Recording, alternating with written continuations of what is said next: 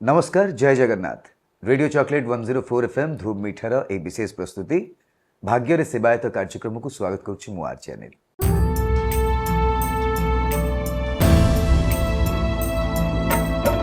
आज मरी गले काली की दिन पर जन्म किए जाने मिछ बसत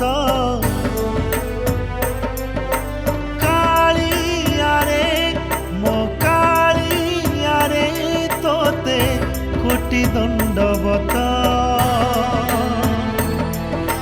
ये जन्मे भाग्य रे मु सेवायत ये जन्मे भाग्य रे मु सेवायत। ये जो सेवा विषय आज आम कथा हबा यह महाप्रभु अति गोपनीय सेवा एवं भावपूर्ण सेवा। जेतेबेले स्नान पूर्णिमा 108 गर जल गाधे प्रभु को ज्वर हुए सेतेबेले प्रभु जाती अणसर घर को सेठी आरंभ हुए तांकर उपचार। ए सबू सेवार दायित्व थाए सुआर निजोग उपरे। आपण एबे भाबिबे दैतापति तो अछंती सुआर निजोग पुणी कौन। ए विषय आज आमर समस्त प्रश्नर उत्तर देवे विश्वावसु विनायक दास महापात्र जे परिचालना कमिटीर सदस्य मध्य अछंती। सर जय जगन्नाथ, स्वागत करुच्ची रेडियो चॉकलेट को। सर प्रथमे तो आमको कहतु दैतापति एवं सुआर निजोग भितर कौन पार्थक्य रही? शुणु, सुआर महासुआर निजोग है जगन्नाथ महाप्रभुंर संपूर्ण प्रकार जो महाप्रभु पाखे व्यंजन रंधा हुए से समस्त जिनस सुआर महासुआर निजोग प्रस्तुत करा जाता है। एवं आमर विश्वास और सुधुसुआर दैतापति स्वतंत्र गोटे अलग कहीं आम आमर सबुठ पूर्वतन पुरातन पंजिका है मद्याला पंजिका जहाँ कहते मद्याला पंजिका कहती। मद्याला पंजिकाटा है समस्त पुराणा तथ्य जगन्नाथ महाप्रभुंर समस्त तथ्य सम्बलित से पुस्तिका एवं सेटा है सबुठ पुरातन से संपूर्ण उल्लेख अच्छी। सर्वप्रथम महाप्रभु जिते शून्यवाणी है इंद्रदमन राजा ये महाप्रभु आनी प्रतिष्ठा कले। सर्वप्रथम रोचंती आदि शंकराचार्य जगन्नाथ महाप्रभु विश्वावसु विद्यापति ये आरंभ होपर इंद्रदमन महाराज को तो वंशलोप तेणु तापर जो गजपति मैंने आसी समस्त 36 निजोग को से गठन कर 36 निजोगे विभिन्न प्रकार सेवायत 36 निजोग तादर 109 प्रकार सेवा भी अच्छी। तेणुक समस्त जिनस गजपति रजा द्वारा ये सब जिन गढ़ाई किंतु सर्वप्रथम जो आम मदला पांजे की जावा प्रथम ये लोक ना आसूँ।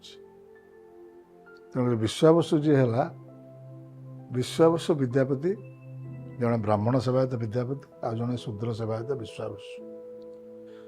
विश्वावसु दायित्व मुझे महाप्रभु जो 2015 नवकलवल होता मुझे निजे विश्वावसु दायित्व ग्रहण निजे महाप्रभु से सेवार कार्य थी नियोजित।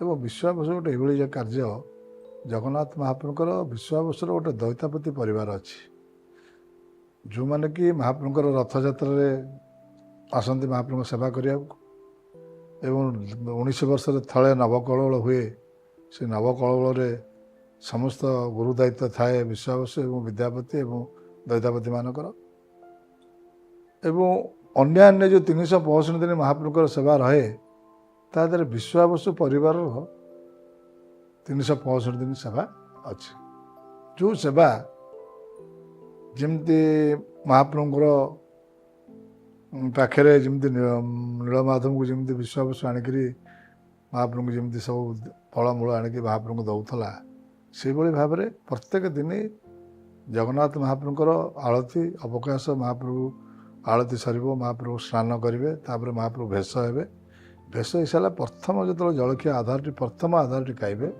सी आग विश्वावसु हाथ में बाड़िक दब फलमूल बल्लभ खई कोरा दही नड़िया एवं खुआमंडा ये सब विभिन्न प्रकार जिनस यहाँ हूँ महाप्रभुर जलखिया। महाप्रभु जलखिया खाई सारा पर अन्नप्रसाद भोग हुए यहाँ विश्वावसु आग महाप्रभु पाखे प्रथम बाड़ तापर पूजा पंडा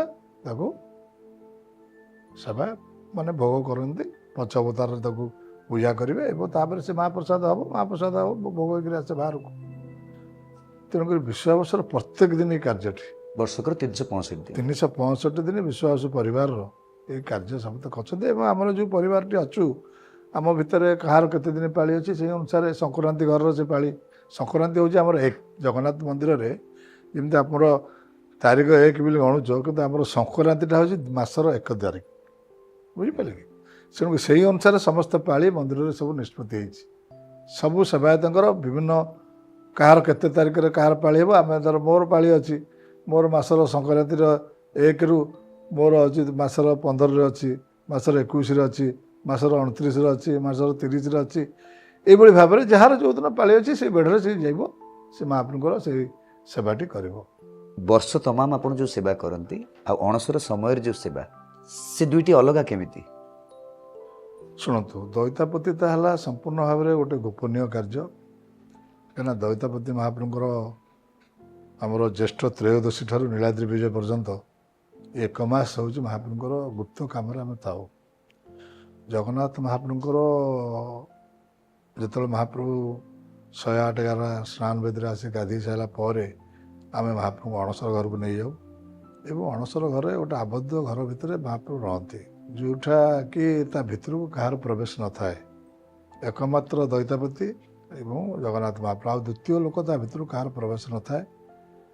ସେ ଯେଉଁ 15 ଦିନ ମହାପ୍ରଭୁ ଅଣସର ଘରେ ରହନ୍ତି ଏବଂ ଜ୍ୱର ହେଇଥିଲା ବୋଲି କୁହନ୍ତି। ଏବଂ ସେହି ସମୟରେ ମହାପ୍ରଭୁଙ୍କର ଯେତେକ ଗୁପ୍ତ ନୀତି ଆମେ କରିଥାଉ, କାହିଁକିନା ମହାପ୍ରଭୁ ସେହି ସମୟରେ ମନ୍ଦିର ଭିତରେ ଘଣ୍ଟା ବାଜିବନି, ଭଜନ କୀର୍ତ୍ତନ ହେବନି, ଏ ସମସ୍ତ କାର୍ଯ୍ୟ ସେଠି ହେବ ନାହିଁ। ଏବଂ ଜଗନ୍ନାଥ ମହାପ୍ରଭୁଙ୍କ ପାଖରେ ସେଠି ତ ମାନେ ଦିଅଁ ସେପଟେ ଅଣସର ଘରେ ଥିବେ, ଏପଟେ ଜଗନ୍ନାଥଙ୍କର ଯେଉଁ 12 ମାସରେ 13 ଯାତ୍ରା ଯେଉଁ ଠାକୁର କରନ୍ତି, ଦୋଳ ଗୋବିନ୍ଦ, ମଦନ ମୋହନ, ଲକ୍ଷ୍ମୀ, ସରସ୍ୱତୀ, ରାମକୃଷ୍ଣ, ନୃସିଂହ ଏବଂ ଅନନ୍ତ ନାରାୟଣ, ଭୁବନେଶ୍ୱରୀ, ଅନନ୍ତ ବାସୁଦେବ, ଏଇ ଠାକୁରଙ୍କୁ ପଟି ଦିଅଁ କୁହାଯାଏ। ଏହି ପଟି ଦିଅଁ ଏପଟେ ବସନ୍ତି, ସେମାନଙ୍କ ପାଖରେ ଅନ୍ନଭୋଗ ହୁଏ ଏବଂ ଜଗନ୍ନାଥ ମହାପ୍ରଭୁଙ୍କ ପାଖରେ ଆମେ ଯେତେବେଳେ ପଟି ଦିଅଁଙ୍କର ମଧ୍ୟାହ୍ନ ଭୋଗ ସରିଯିବ, ତାପରେ ସେପଟ ଦ୍ୱାର ଫିଟିବ ଏବଂ ସମସ୍ତ ଦଇତାପତିମାନେ, ଆମେ ବିଶ୍ୱାବସୁ ପରିବାର ଦଇତାପତିମାନେ ସମସ୍ତେ ଆମେ ମହାପ୍ରଭୁଙ୍କର ସେ ଗୁପ୍ତ ପୂଜା ସେଠି ତା ଭିତରେ କରିବୁ। ସେଠି ଯେଉଁ ମହାପ୍ରଭୁଙ୍କର ସବୁ କାର୍ଯ୍ୟ ହେବ, ସେ ବାହାରେ ତା ଭିତରେ କୌଣସି ଆଲୁଅର ବ୍ୟବସ୍ଥା ନଥିବ। ସେଠି ମହାପ୍ରଭୁଙ୍କର ଦୀପ, ରାଶି ତଳରେ ଦୀପ ଜଳିବ, ପୁରା ଅନ୍ଧାରମୟ ଜାଗା। ସେ ମହାପ୍ରଭୁ ଗୋଟିଏ ବସ୍ତ୍ର ପିନ୍ଧିବେ, ତେଣୁକରି ଦଇତାପତିମାନେ ବି ଗୋଟିଏ ବସ୍ତ୍ର ପିନ୍ଧିକରି ମହାପ୍ରଭୁଙ୍କର ସେଠି ସଭା ଭିତରେ ସେବା କରିବୁ। ଏବଂ ତା ଭିତରେ ମହାପ୍ରଭୁଙ୍କର ସମସ୍ତ ଗୁପ୍ତ କାମ ଆମେ କରିସାରିଲା ପରେ ମହାପ୍ରଭୁଙ୍କ ପାଖରେ ସେଠି ଭୋଗ ହୁଏ। ଯେଉଁ ଭୋଗଟି ହୁଏ ସେଇଟା ହେଉଛି ଅଣସର ଚକଟା ଭୋଗ ବୋଲି କହନ୍ତି, ଯେଉଁଥିରେ ମହାପ୍ରଭୁଙ୍କର କ୍ଷୀର, ଛେନା, ସର, ରାବିଡ଼ି ଏବଂ ଆମର ଫଳମୂଳ, ଯେମିତି ମଣିଷକୁ ଜ୍ୱର ହେଲେ ପଥି ଖାଆନ୍ତି ସେଇଭଳି ଭାବରେ ସେ ଭୋଗ କରାଯାଏ ସେଠି। ଏବଂ ସେ ଭୋଗଟିକି ଆମେ ସେଇଠି ପ୍ରସାଦ ଖାଇବୁ, ଭୋଗ କରିବୁ, ସେଇଠି ପାଇବୁ, ସେ ପ୍ରସାଦ ବାହାରକୁ ଆସିବନି। ସେଇଟା ହେଉଛି ଭାବ ପୂଜା। ଯେମିତି ନୀଳମାଧବ ମହାପ୍ରଭୁ ଯାହା ଭିତରେ ଭାବ ପୂଜା କରୁଥିଲା, ବର୍ତ୍ତମାନ ମହାପ୍ରଭୁଙ୍କର 16 ଅବତାର ପୂଜା ଏବଂ 5 ଅବତାରରେ ପୂଜା ପଣ୍ଡାମାନେ କରୁଛନ୍ତି, କିନ୍ତୁ ତା ଭିତରଟା ସେତେବେଳେ ଭାବ ପୂଜା। ମହାପ୍ରଭୁଙ୍କୁ ଆମେ ଦେଖେଇବୁ, ମହାପ୍ରଭୁ ତାକୁ ବାସ୍ନା ଭୋଗୀ ଠାକୁର ସେ, ମହାପ୍ରଭୁ ତାକୁ ଗ୍ରହଣ କରିବେ। ଏଇସବୁ ଭାବନାର ପୂଜା ଆମର ତା ଭିତରେ ହୁଏ। ଯଦି ସେଠି କିଛି ଭୋଗ ବଳିଯାଏ, ଆପଣ କହୁଛନ୍ତି ବାହାରୁ କିଛି ଆସେନି, ଯଦି ବଳିଯାଏ କ'ଣ ବଳିଲେ ଆମେ ସେଇ ଭିତରେ ରହିବୁ, ସେ ବାହାରକୁ ଆସିବନି। ଆଚ୍ଛା, ତେଣୁକରି ଆମର ପ୍ରଥମେ ମହାପ୍ରଭୁ ଯେଉଁ 108 ଗରା ଗାଧେଇଥିବେ, ପାଣିରେ ବସ୍ତ୍ର ଓଦା ହେଇଥିବ, ଆମ ସ୍ନାନ ପୂର୍ଣ୍ଣିମା 2 ଦିନ ପରେ ମହାପ୍ରଭୁଙ୍କର ସେ ବସ୍ତ୍ର ଫିଟା ହେବ। ଚତୁର୍ଥ ଦିନ ମହାପ୍ରଭୁଙ୍କର ଶ୍ରୀରଙ୍ଗ ଫିଟା ହେବ। ଶ୍ରୀରଙ୍ଗ ଫିଟା ସରିଲା ପରେ ପଞ୍ଚମୀ ଦିନ ମହାପ୍ରଭୁଙ୍କର ଫୁଲୁରି ତେଲ ଲାଗି ହେବ। ଯେଉଁ ବଡ଼ ଓଡ଼ିଆ ମଠରୁ ସେ ତେଲ ଆସିଥାଏ, ସେ ତେଲ ବର୍ଷ ଯାକ ମାଟି ତଳେ ପୋତା ହେଇକି ଥାଏ। ସେ ସେଇଦିନ ଆସିବ ପଞ୍ଚମୀ ଦିନ, ଯାହାକୁ ଫୁଲୁରି ଲାଗି କହନ୍ତି। ସେ ତେଲ ମହାପ୍ରଭୁଙ୍କ ଦେହରେ ସାରା ଶରୀରରେ ଲେପନ ହେବ। ତାପରେ ମହାପ୍ରଭୁଙ୍କର ଓଷ ଲାଗି 4 ଦିନ ହେବ। ଝୁଣାକୁ ପୁରା ପାଉଡ଼ର କରିଦିଆଯିବ, ତାକୁ ରାଶି ତେଲ ଦ୍ୱାରା ଏ ଯେଉଁ ଅଣସର ସଦୁଥାର ଯେଉଁ କହୁଥିଲେ ସେମାନେ ତାକୁ ଗୋଟେ ବାହାର ଜାଗାରେ ଆନନ୍ଦ ବଜାର ପାଖରେ ସେଠି ଗୋଟେ ଘର ଅଛି, ଓଷ ଘର, ସେଠି ବଟାବଟି କରିକି ଆମକୁ ଦେବେ। ସେଗୁଡ଼ାକ ମହାପ୍ରଭୁ ଦେହରେ ଲେପନ ହେବ। ତାପରେ ଦଶମୀ ଦିନ ମହାପ୍ରଭୁ ତଳେ ବସିଥିବେ, ଅଣସରରୁ ଆସିକି ଚକା ଉପରକୁ ବିଜେ ହେବେ। ଏକାଦଶୀ ଦିନ କାହିଁକିନା ମହାପ୍ରଭୁଙ୍କୁ ଏଇ ସମୟରେ କୌଣସି ରଙ୍ଗ ବେରଙ୍ଗ ତୁଳସୀ ଫୁଳସୀ ସବୁ ଫୁଲ ଲାଗେ ନାହିଁ। ଏକାଦଶୀ ଦିନ ମହାପ୍ରଭୁଙ୍କର ସର୍ବାଙ୍ଗ ଏକାଦଶୀ ଯାହାକୁ କୁହାଯାଏ, ସେ ଏକାଦଶୀରେ ମହାପ୍ରଭୁଙ୍କର ଦେହ ମୁଣ୍ଡ ସମ୍ପୂର୍ଣ୍ଣ ସର୍ବାଙ୍ଗ ମାନେ ଚନ୍ଦନ ବୋଳା ହେଇକି ଗୋରା ହେଇକି ଥିବ, ବୋଳା ହେବ। ଏବଂ ମହାପ୍ରଭୁଙ୍କର ଆମର ଯେଉଁ ବୈଦ୍ୟରାଜ ମାନେ ମୋଦକ ତିଆରି ଥିବେ ଦଶମୂଳ, ସେ ମହାପ୍ରଭୁ ସେଦିନ ସେବନ କରିବେ ମହାପ୍ରଭୁ। ତାପରେ ମହାପ୍ରଭୁ ସୁସ୍ଥ ହେବେ। ତାପରେ ମହାପ୍ରଭୁଙ୍କର ଘଣା ଲାଗି, ମହାପ୍ରଭୁଙ୍କର ଘଣା କଟା, ଶ୍ରୀମୁଖ ଉତ୍ତା ପଡ଼ିବ। ଏ ସମସ୍ତ ଗୁପ୍ତ କାମ ଆମେ ସାରି ସାରିଲା ପରେ ତାପରେ ଦତ୍ତ ମହାପାତ୍ର ଯେଉଁମାନେ ଅଛନ୍ତି, ଯେଉଁମାନେ ମହାପ୍ରଭୁଙ୍କୁ ରୂପ ଦେବେ, ବନକ ଲାଗି କରିବେ, ସେ ତା ଭିତରେ ପ୍ରବେଶ କରିବେ। କାହିଁକିନା ସମସ୍ତ ଜିନିଷ ବନ୍ଦ ସାରିଲା ପରେ ପ୍ରବେଶ କରିଲେ ତାପରେ ବନକ ଲାଗି ମହାପ୍ରଭୁ ହେବେ।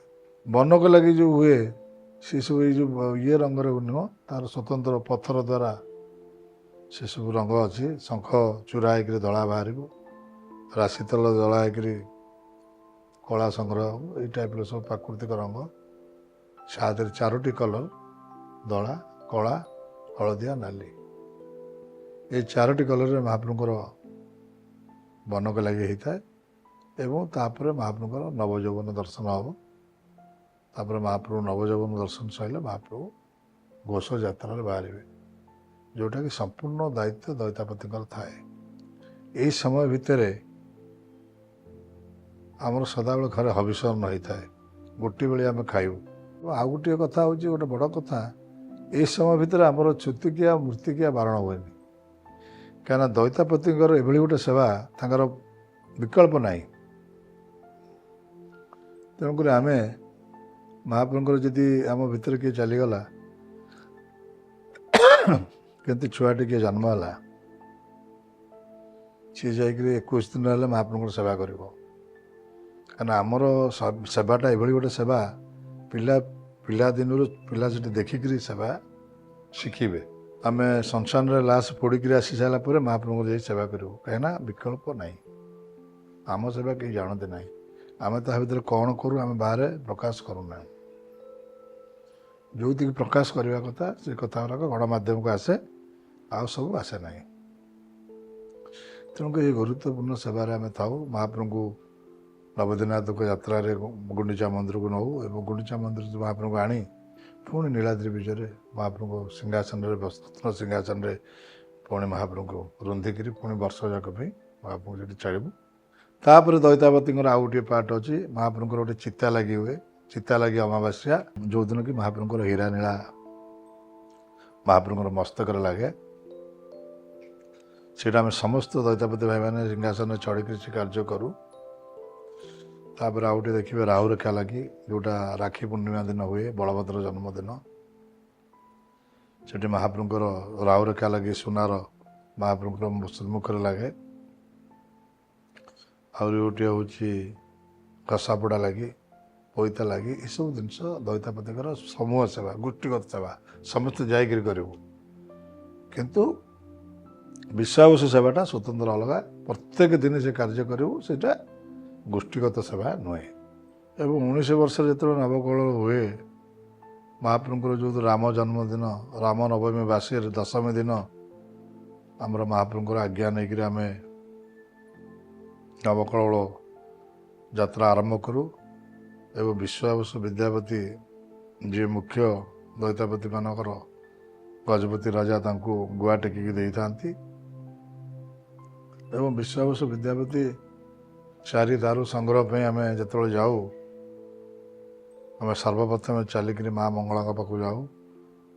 ମା ମଙ୍ଗଳାଙ୍କ ପାଖରେ ଗୋଟେ ଦେଉଳି ମଠ ଅଛି, ଦେଉଳି ମଠରେ ଆମେ ଅବସ୍ଥାନ କରୁ। ସେଠି ପ୍ରତ୍ୟେକ ଦିନ ସକାଳୁ ଭୋର ସ୍ୱପ୍ନାଦେଶ ମନ୍ତ୍ର ଗୋଟେ ଅଛି। ସେ ସ୍ୱପ୍ନାଦେଶ ମନ୍ତ୍ରଟିକୁ ସବୁଦିନ ଆମେ ପାଠ କରୁ। ସ୍ୱପ୍ନାଦେଶ ମନ୍ତ୍ରଟିକି ପାଠ କଲା ପରେ ଆମକୁ ସେ 10-15 ଦିନ ଭିତରେ ଗୋଟେ ସ୍ୱପ୍ନାଦେଶ ଆସିବ। ସମସ୍ତଙ୍କୁ ନୁହଁ, କିଛି ଲୋକଙ୍କୁ ସ୍ୱପ୍ନାଦେଶ ହେବ। ଯେଉଁ ସ୍ୱପ୍ନାଦେଶ ହେବ ତା ଦେହରେ ମହାପ୍ରଭୁଙ୍କର 4ଟି ଦିଗ ଆସିବ। ତମେ ଯେମିତି ସ୍ୱପ୍ନ ଦେଖୁଛନ୍ତି ସେଭଳି ଭାବରେ ଦେଖୁଥିବ 4ଟା ଦିଗ ଆମକୁ ଆସିବ। ଜଗନ୍ନାଥ ମହାପ୍ରଭୁ ଦକ୍ଷିଣ ଦିଗରେ ମିଳିବେ କି ପୂର୍ବ ଦିଗରେ ମିଳିବେ, ସୁଭଦ୍ରା ଏଇ ଦିଗରେ ମିଳିବେ। 4 ଦିଗକୁ ଆମକୁ ଆସିବ। ଆମକୁ ସେ 4 ଦିଗ ଆସିଲା ପରେ ଆମର ଯେଉଁ ଦଳପତି, ଯିଏ ଆମ ଦଳର ଦୈତାପତିଙ୍କ ଭିତରେ ଜଣଙ୍କୁ ଦଳପତି ଦାୟିତ୍ୱ ଦିଆଯାଇଥାଏ, ଅଭିଜ୍ଞ ଲୋକଙ୍କୁ। ସେ ଦଳପତି ହେଇଥିବେ। ସେ ଦଳପତି ନିଷ୍ପତ୍ତି କରି 4 ଭାଗରେ ଆମେ ବିଭକ୍ତ ହେଇକି 4 ଦିଗକୁ ଯାଉ। 4 ଦିଗରେ ଯାଇକିରି ମହାପ୍ରଭୁଙ୍କର ଦାରୁ ସନ୍ଧାନରେ ଯିବୁ। ପ୍ରତ୍ୟେକ ଜାଗାରେ ଦେଖିବୁ। ବିଭିନ୍ନ ଗାଁ ଗହଳିରେ ସେ ବିଷୟରେ ସମସ୍ତେ ଜାଣିଥାନ୍ତି। ସେମାନେ ଯେଉଁଠି ସବୁ ଲିମ୍ବ ଗଛ ଥିବ ସେମାନେ ସବୁ ଆମକୁ ଡାକିକି ନେଇଥାନ୍ତି। ଆମ୍ଭେ ସେ ଗଛକୁ ଦେଖିବୁ। ଆମର ଉଚ୍ଚତା ଦେଖିବୁ, ତାର ଗୋଲେଇ ଦେଖିବୁ। ଗଛ ପାଖରେ ଜଳାଶ୍ରୟ ଥିବ, ଗଛ ପାଖରେ ମଶାଣି ଥିବ, ଗଛ ପାଖରେ ଗୋଟେ ସାହାଡ଼ା ଗଛ ଥିବ, ଗଛ ପାଖରେ କୌଣସି ଯେଉଁମାନେ ଜୀବଜନ୍ତୁ ଆମର ଏମାନେ ବସା ପକ୍ଷୀ ମାନେ ବସା କରିନଥିବେ, ଏବଂ ଜଗୁଆଳି ଥିବ। ଜଗୁଆଳି ମାନେ ନାଗସାପ ଜଗିକି ଥିବ। ଏଇସବୁ ଜିନିଷ ଦେଖି ସାରିଲା ପରେ ଆମେ ତାକୁ ଦାରୁର ନିର୍ଣ୍ଣୟର ବ୍ୟବସ୍ଥା ଆଗ କରିବୁ।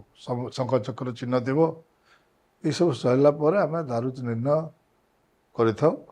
ଏବଂ ଦାରୁ ନିର୍ଣ୍ଣୟ କରିସାରିଲା ପରେ ଯେଉଁ ଏରିଆରେ ଦାରୁ ମିଳିଲା ସେ ଏରିଆର ଜିଲ୍ଲାପାଳଙ୍କୁ ଖବର ଦିଆଯାଏ ଏବଂ ଏଠି ମହାପ୍ରଭୁ ଆବିର୍ଭାବ ଏଇ ଜାଗାରେ ହେଲେ ସେଠି ଯଜ୍ଞର ବ୍ୟବସ୍ଥା ହୁଏ। ଏବଂ ସମସ୍ତ ବ୍ରାହ୍ମଣମାନେ ଆମ ସାଙ୍ଗରେ ଯାଇଥିବେ। 3 ଦିନ ଧରି ଯଜ୍ଞ ଚାଲିବ।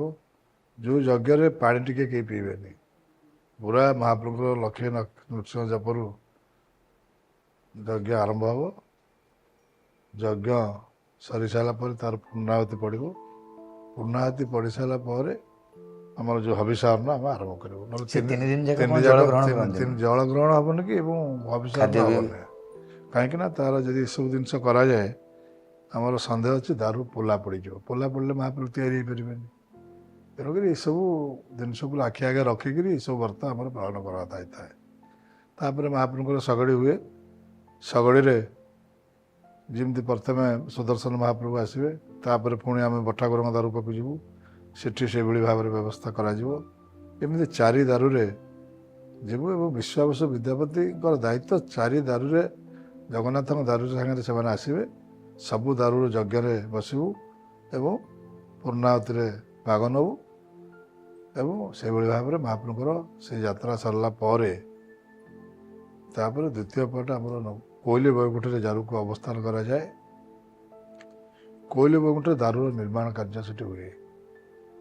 ଯେଉଁଠି ବିଶ୍ୱକର୍ମା ମହାରଣାମାନେ ଆମ ସାଙ୍ଗରେ ଥାଆନ୍ତି ଏବଂ ଆମର ବ୍ରାହ୍ମଣମାନେ ଥାଆନ୍ତି। ସେଠି ବି ଗୋଟେ ବନ ଜାଗାରେ ଗୋଟେ ଯଜ୍ଞ ଚାଲିଥାଏ। ଯଜ୍ଞ ହେବ। ଯେଉଁ ଯଜ୍ଞର ପୂର୍ଣ୍ଣାହୁତି ଗଜପତି ମହାରାଜ ଦେବେ ଏବଂ ତାର କିଛି ଦୂରରେ ନିର୍ମାଣ କାର୍ଯ୍ୟ ହେବ। ଯେଉଁ ନିର୍ମାଣ କାର୍ଯ୍ୟ କାହାକୁ ଶୁଭିବନି ସେ ଆବାଜ, କି ସେଠି କେଉଁ ବ୍ରାହ୍ମଣ କେହି ଯିବେନି ତା ଭିତରକୁ। ଖାଲି ଦୈତାପତି ଏବଂ ବିଶ୍ୱକର୍ମା ଆମ ନିର୍ଦ୍ଦେଶରେ ତିଆରି ହେବ। ଏବଂ ଆମର ସବୁ ମାପକାଠି ଅଛି। ଆମେ ସେଇ ଅନୁସାରେ ତାଙ୍କୁ ନିର୍ଦ୍ଦେଶ ଦେବୁ, ସେଇ ଅନୁସାରେ ସେ କରିବେ। ଏବଂ ସେ ସମୟରେ ବାଜା ଘଣ୍ଟ ଏଗୁଡ଼ା ବାଜିବ ଯେମିତି ଆବାଜ ସେଠିକି ନ ଆସେ।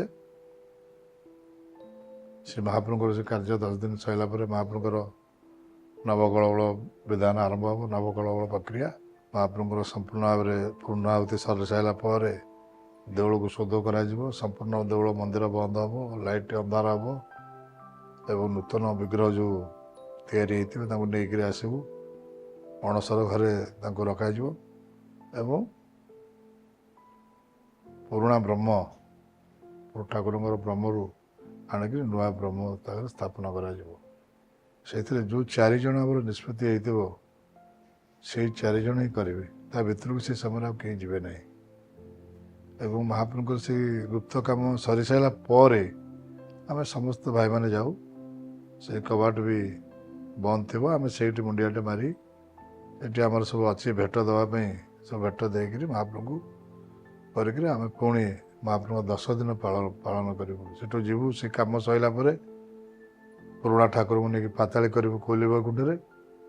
ତାପରେ ଆମେ ମାର୍କଣ୍ଡ ଯିବୁ। ମାର୍କଣ୍ଡରେ ଗାଧେଇ ପାଧେଇ ଆସିକିରି 10 ଦିନ ମହାପ୍ରଭୁଙ୍କର ପାଳନ କରିବୁ ଏବଂ 10 ଦିନ ପରେ ତାପରେ ମହାପ୍ରଭୁଙ୍କର ବିଗ୍ରହ କାମ ତା ଭିତରେ ଚାଲିବ।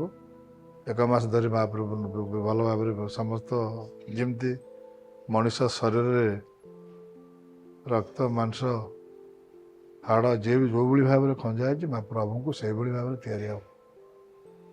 ସବୁ ପ୍ରସ୍ତ ଭାବରେ ସେସବୁ ଜିନିଷ ଅଛି, ସେ ଜିନିଷ ଲାଗିବ ହେଇକରି ମହାପ୍ରଭୁ ସମ୍ପୂର୍ଣ୍ଣ ରୂପେ ପୂର୍ଣ୍ଣାଙ୍ଗ କରାଯିବ ଏବଂ ପୂର୍ଣ୍ଣାଙ୍ଗ କରାସାରିଲା ପରେ ଯେମିତି ମହାପ୍ରଭୁଙ୍କର ଅଣସରରେ ସରିଲା ପରେ ନବଯୌବନ ହୁଏ ସେଭଳି ଭାବରେ ନବଯୌବନ ଦର୍ଶନ ହେବ।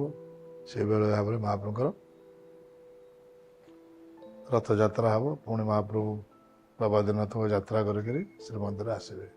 ଏଇଟା ହେଉଛି ଦୈତାପତି ବିଶ୍ୱାବସୁ ଏହି ପରିବାରର ଏହି ସେବା। ଆପଣ ଯେମିତି କହିଲେ ଯେ ଆପଣଙ୍କ ଉପରେ 10 କାମ ମୂର୍ତ୍ତିକା ଛୁତିକା ଏସବୁ ଲାଗେ ନାହିଁ, ପ୍ରଭୁଙ୍କର ଏଇ ଯେଉଁ 10 ଦିନ ପାଳନ କରନ୍ତି ସେ ଟାଇମ୍ରେ ବି ଆପଣ ସେବା ଜାରି ରଖନ୍ତି? ସେଇଟା ସେଇ ସମୟରେ ଆମର ସେଇଭଳି ଭାବରେ ମହାପ୍ରଭୁଙ୍କ ପାଇଁ ଆମେ 10 ଦିନ ପାଳିବୁ ଏବଂ ସେଇ ସମୟରେ ପିତା ଖାଇବୁ, ସେଇ ସମୟରେ ଗୋଟେ ବେଳେ ଖାଇବୁ।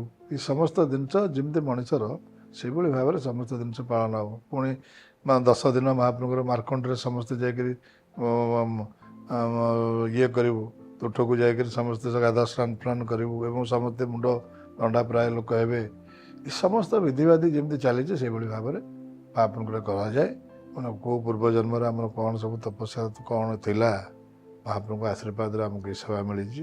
ଯେମିତି 15 ଦିନରେ ପ୍ରଭୁ କିଛି ଖାଆନ୍ତି ନାହିଁ, ଅନ୍ନ ଭୋଗ ଲାଗେ ନାହିଁ, ତ ସେ ସମୟରେ ସେ କ'ଣ ଖାଆନ୍ତି? ଚକଟା ଭୋଗ ତ ଆପଣ କହୁଥିଲେ, ଆଉ କ'ଣ ଖାଆନ୍ତି? ନାଇଁ ଏକମାତ୍ର ଚକଟା ଭୋଗ ହୁଏ ଯେଉଁଥିରେ ଛେନା ସର ରାବିଡ଼ି ଏସବୁ ଭୋଗ ହୁଏ। ଯେମିତି ମଣିଷର ପଥି ଫଳ ମୂଳ ଲାଗେ ସେଇଭଳି ଭାବରେ ଭୋଗ ହେବ। ସେଇ ଭୋଗ ସେଇଠି ଖାଇବୁ, ସେଇ ଭାଗ ସେଇଠି ରହିବ। ଯାହା ବଳିବ ଆମର ସିଏ ଅଣସର ଯେତେବେଳେ ଶେଷ ହେବ, ଯେତେବେଳେ ସେଇ ସମୟରେ ଆସିକି ସେଟା ବାହାରେ ଜାଗାରେ ଗୋଟେ ପୋତା ହେବ। ଏବଂ ଜଗନ୍ନାଥଙ୍କର ସେଇ ସମୟରେ ଅନ୍ନଭୋଗଟା ପୁରା ନିଷେଧ। କାହିଁକିନା ଯେମିତି ଜ୍ୱର ହେଲେ ସମସ୍ତଙ୍କ ଅନ୍ନଭୋଗ ନିଷେଧ ଥାଏ, ଅନ୍ନ ଜିନିଷ ନିଷେଧ ଥାଏ, ସେଇଭଳି ଭାବରେ ହୁଏ। ସେଇ ପ୍ରସାଦ ସେଇ ସମୟରେ ଲାଗେନି। ସେଇ ପ୍ରସାଦ ଆମର ପଟି ଦିଅଙ୍କ ପାଖରେ ଭୋଗ ହୁଏ। ଗୋଟେ କଥା ପଚାରି ସେ ଜ୍ୱର ହେଲା ବେଳେ ଆପଣ କହୁଛନ୍ତି ଯେମିତି ସବୁ ଆମ ଶୁଣନ୍ତୁ ସେଇଟା ନାଇଁ ସେଇଟା ସମ୍ପୂର୍ଣ୍ଣ ଭାବରେ ଠିକ କଥା। ଏବଂ ମହାପ୍ରଭୁଙ୍କର ତାତି ସବୁଆଡ଼େ ଆମେ ଦେଖୁ। ଯେଉଁଭଳି ଭାବରେ ଲୋକମାନେ ନିରାକାର କରିବା ପାଇଁ ଯେଉଁ ବ୍ୟବସ୍ଥା ସେସବୁ କରାଯାଏ। ଏବଂ ଯେଉଁ କହିଲି ମହାପ୍ରଭୁ ଏକାଦଶୀ ଦିନ ମହାପ୍ରଭୁ ଦଶମୂଳ ଯେଉଁ ଖାଆନ୍ତି, ତାପରେ ମହାପ୍ରଭୁ ସମ୍ପୂର୍ଣ୍ଣ ସୁସ୍ଥ ହୁଅନ୍ତି। ସୁସ୍ଥ ହେଇକରି ମହାପ୍ରଭୁ ଅନ୍ୟାନ୍ୟ କାର୍ଯ୍ୟ ହୁଏ, ମହାପ୍ରଭୁ ଯାତ୍ରାକୁ ବାହାରନ୍ତି। ଆଉ ମହାପ୍ରଭୁଙ୍କୁ ସୁସ୍ଥ କରିବା ପାଇଁ ଅନେକ ପଣା ବି ସେ ସମୟରେ ପ୍ରସ୍ତୁତ ହୁଏ। ସେଟା ହେଉଛି ଅଣସର ପଣା। ଆଜ୍ଞା, ସେଇ ଯେଉଁ ଅଣସର ପଣା, ସେଇ ପଣାଟା ମହାପ୍ରଭୁଙ୍କ ଭିତରେ ଭୋଗ ଲାଗେନି। ଅଣସର ଦ୍ୱାର ବନ୍ଦ ସରିଲା ପରେ ବାହାରେ ସେ ଅଣସର ପଣା ଭୋଗ ହୁଏ। ସେଇଠି ଚିନି ସର ପାଣି এই 3ଟି ଜିନିଷରେ ପଦାର୍ଥ ତିଆରି ହେଇଥାଏ ଏବଂ ସେ ବାହାରେ ସେଇଟା ଭୋଗ ହୁଏ। ବାହାରେ ସମର୍ପଣ ହେଇସାରିଲା ପରେ ଆମେ ତାକୁ ଭକ୍ତମାନଙ୍କୁ ତାକୁ ବାଣ୍ଟୁ ଏବଂ ସବୁ ଭକ୍ତମାନେ ତାକୁ ପାଆନ୍ତି। ସେଇଟା ଗୋଟେ ବହୁ ଅମୂଲ୍ୟ ଜିନିଷ ଏବଂ ସେଇଟା ବହୁତ ଭକ୍ତ ତାକୁ ପାଆନ୍ତି ଏବଂ ସେଇଟା ଗୋଟେ ବହୁତ ମାନେ ମଣିଷର ବହୁ ବ୍ୟାଧିକି ସେ କାମରେ ସେଇଟା ଆସେ।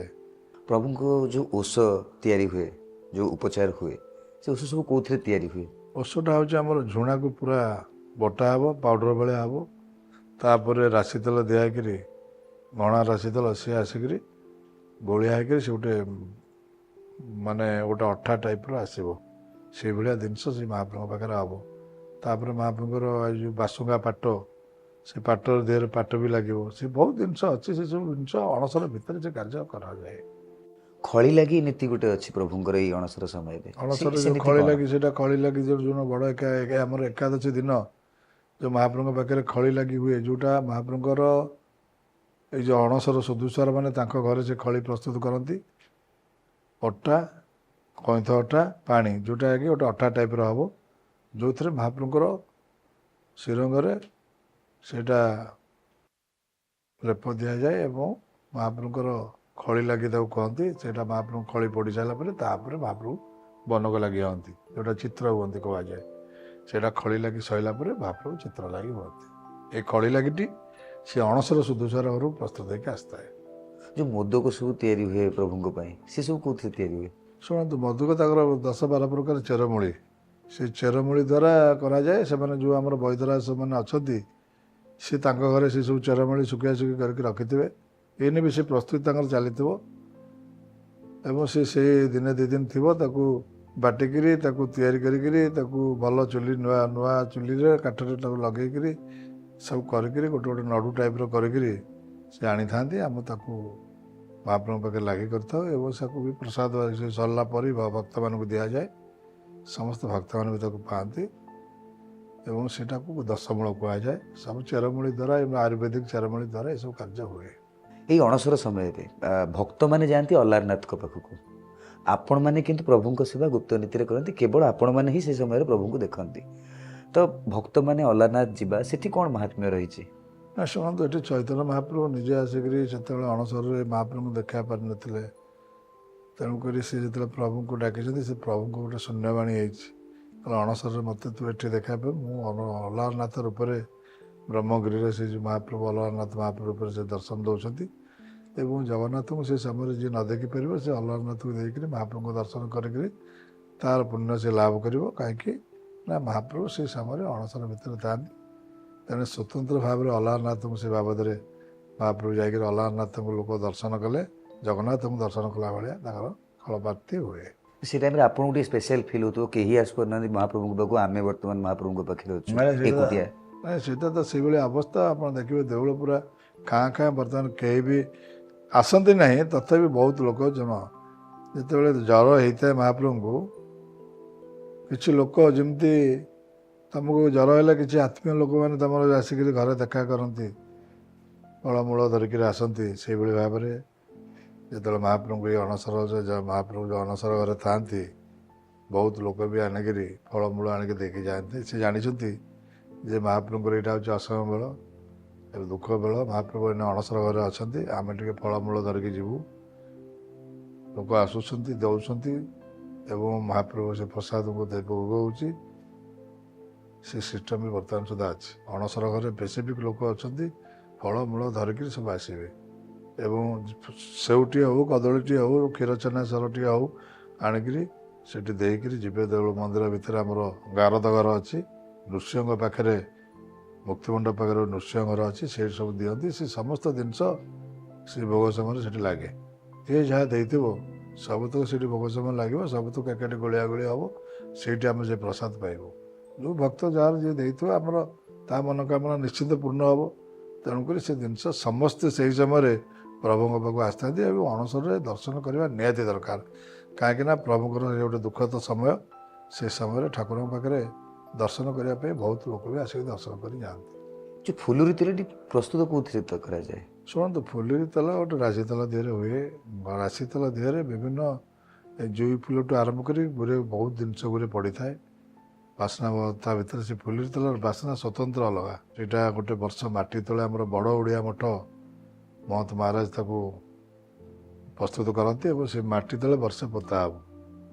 ସେ ଫୁଲୁରି ତେଲ ଦିନେ ଥିବ, ସେ ବାହାରିବ, ଆଉ ବାହାରି ସାରିଲା ପରେ ସେ ନିଜେ ତାକୁ ଧରିକିରି ଆଣିକିରି ଗାରଦରେ ଜମା ଦେବେ। ତାପରେ ଆମେ ସେଟାକୁ ଭିତରେ ନେଇ ମହାପ୍ରଭୁଙ୍କ ପାଖରେ ଲାଗି କରୁ।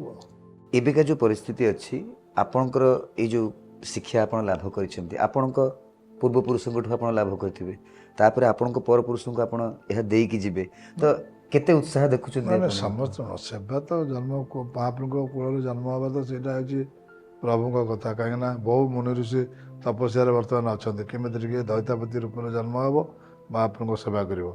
ତେଣୁକରି ସେଇଭଳି ଭାବରେ ବହୁତ ଲୋକର ଅପେକ୍ଷା କରିଛନ୍ତି, ମାନେ ତପସ୍ୟାରେ ବି ଅଛନ୍ତି। ତେଣୁକରି ସେଇଟା ଭଗବାନଙ୍କ ଆଶୀର୍ବାଦ, ମହାପ୍ରଭୁଙ୍କର ଯାହା ପ୍ରତି ସେଭଳି ଆଶୀର୍ବାଦ ଥାଏ, ସେ ମହାପ୍ରଭୁଙ୍କ ସେବା କରିବା ପାଇଁ ଜନ୍ମ ହୁଏ। ତେଣୁକରି ଆମର ପିଲାମାନେ ଯେଉଁମାନେ ଅଛନ୍ତି ସେମାନଙ୍କୁ ଶିଖିବାକୁ ପଡ଼ିବନି। ସେ ସଦାବେଳେ ଅଣସର ଘରେ ସେ ଯାଆନ୍ତି ତାକୁ ଶିଖିବା ପାଇଁ, ସେଠି ଛିଡ଼ା ହୁଅନ୍ତି। ବଡ଼ମାନେ କାମ କଲାବେଳେ ମହାପ୍ରଭୁଙ୍କର ସେସବୁ ଜିନିଷ ସେଇଠୁ ଦେଖନ୍ତି, ସେଇଠୁ ଶିଖନ୍ତି। ତେଣୁକରି ଛୋଟ ଆମର 21 ଦିନରୁ ଗୋଟେ ପିଲାଟିଏ ହେଲା ମାନେ ସେ ମହାପ୍ରଭୁଙ୍କ ପାଖରେ ଆଜିକ ଯିବ, ମହାପ୍ରଭୁଙ୍କର ଶରଣାଗତ ହେବ ଏବଂ ସେଠି ସେବା କରିବ ଏବଂ ସେଇଠୁ ସେ ସେବା ଦେଖି ଦେଖି ବଡ଼ ହେଲେ ମହାପ୍ରଭୁ ସେବା କରିବ। କାମ କଲାବେଳେ କେବେ ଭୁଲ ଭାଲ ହେଇଛି? ଆଉ ଭୁଲ ଭାଲ ହେଲେ ଡର ଲାଗେ? ନାଇଁ ଶୁଣନ୍ତୁ, ଭୁଲ ଭାଲ ତ କେବେ ହେବ ନାହିଁ। ଭୁଲ ଭାଲ ଯଦି ବି ଅକସ୍ମାତ ହେଇଯାଏ ତାହେଲେ ମହାପ୍ରଭୁଙ୍କୁ କ୍ଷମା ମାଗିକିରି ତାର ଭୁଲଟାକୁ ପୁଣି ନିରାକରଣ କରୁ, କିନ୍ତୁ ମହାପ୍ରଭୁଙ୍କୁ କ୍ଷମା ମାଗିବାକୁ ଆଗ ପଡ଼ିବ। କାରଣ ଜଗନ୍ନାଥ ଗୋଟେ ଏଭଳି ଠାକୁର, ଗାଳି ଦିଅ ଯାହା କର, ମହାପ୍ରଭୁ ସେଗୁଡ଼ାକ ସବୁ ସମ୍ଭାଳିବେ। କିନ୍ତୁ ତୁମେ ଗର୍ବ କରିବ ତାଙ୍କ ଆଗରେ, ଗର୍ବ କେବେ ରଖିବେନି। ଆଉ ଠାକୁର ଏଇଭଳି ଠାକୁର ସାଙ୍ଗୁ ସାଙ୍ଗୁ ଫଳ ଦେବେ। କୌଣସି ଅନ୍ୟାୟ ଅନୀତି ହେଲା ମାନେ ଫଳ ସାଙ୍ଗୁ ସାଙ୍ଗୁ ପାଇବେ। ମହାପ୍ରଭୁଙ୍କୁ ଆପଣ ଯେମିତି ଦେଖିଛନ୍ତି ବୋଧେ ଆଉ କେହି ଦେଖିନଥିବେ। ନାଇଁ ସେମିତି ଜଗନ୍ନାଥ ଶୁଣ ସିଏ ହେଲେ ଭକ୍ତର ଭଗବାନ, ତାର ଆଗ ଭକ୍ତ, ଆମେ ହେଲେ ଦ୍ୱିତୀୟ। ତେଣୁ ମନେ ରଖିଥାଅ ଜଗନ୍ନାଥ ମହାପ୍ରଭୁଙ୍କ ପାଖରେ ତାର ପ୍ରଥମ ହେଲା ତା ଭକ୍ତ। ଆପଣ କେବେ ମନ୍ଦିରରେ ଥିଲାବେଳେ ପ୍ରଭୁଙ୍କ ସେବା କଲାବେଳେ ଏମିତି କିଛି ଘଟଣା ଦେଖିଥିବେ ଯେଉଁଟା ଭୁଲି ପାରିନଥିବେ କେବେ? ପ୍ରଭୁଙ୍କ ପାଖରେ ଆମେ ଯେତେବେଳେ ଯାହା ମାଗିଛୁ, ଯେତେବେଳେ ଯାହା ଅଳି କରିଛୁ, ଆମର ସବୁ ଜିନିଷ ପୂରଣ ହେଇଛି। କେତେବେଳେ କେଉଁ ଜିନିଷରେ ଅଭାବ ଆମେ ଦେଖିନୁ। ଯେ ଦୁଃଖ ହଉ କି ଯାହା ହଉ, ଯେତେବେଳେ ଯାହା ଆସିଲା ମହାପ୍ରଭୁଙ୍କୁ ଟିକେ ଶରଣ କରି ମାଗିଦେଲେ ସେ ଆମର ଲାଘବ ହେଇଯାଏ। ତେଣୁକରି ପ୍ରଭୁଙ୍କର ଆଶୀର୍ବାଦ ବିନା କୌଣସି ଜିନିଷ ସମ୍ଭବ ନୁହେଁ। ତେଣୁକରି ଭକ୍ତିଭାବ ଥିବ, ଭକ୍ତିଭାବ ଯିଏ ଥିବ ନିଶ୍ଚିତ ଭାବରେ ପ୍ରଭୁଙ୍କ ଆଶୀର୍ବାଦ ଥିବ, ତାହେଲେ କିଛି ଆପଣଙ୍କର ହବାର ନାହିଁ। ବହୁତ ବହୁତ ଧନ୍ୟବାଦ ଆଜି ଏତେ କଥା ଆମକୁ ଜଣାଇଲେ ମହାପ୍ରଭୁଙ୍କ ସେବା ବିଷୟରେ। ଆମେ କଥା ହେଉଥିଲେ ବିଶ୍ୱାବସୁ ବିନାୟକ ଦାସ ମହାପାତ୍ରଙ୍କ ସହିତ, ଯେ ଆମକୁ ଜଣାଇଲେ ମହାପ୍ରଭୁଙ୍କର ବର୍ଷ ତମାମ ଯେଉଁ ଅଣସର ସେବା ଚାଲେ କିମ୍ବା ଏଇ ଯେଉଁ 15 ଦିନ ପ୍ରଭୁ ରୋଗରେ ପୀଡ଼ିତ ଥାନ୍ତି ସେ ସମୟରେ ଯେଉଁ ଅଣସର ସେବା ହୁଏ, ପ୍ରଭୁ ଯେତେବେଳେ ଦର୍ଶନ ଦେଇନଥାନ୍ତି ଏକୁଟିଆ ସେଇମାନଙ୍କ ପାଖରେ ସେଇ ସୌଭାଗ୍ୟ ଥାଏ ପ୍ରଭୁଙ୍କ ପାଖକୁ ଯିବା ପାଇଁ, ସେମାନଙ୍କ ଉପଚାର କରିବା ପାଇଁ।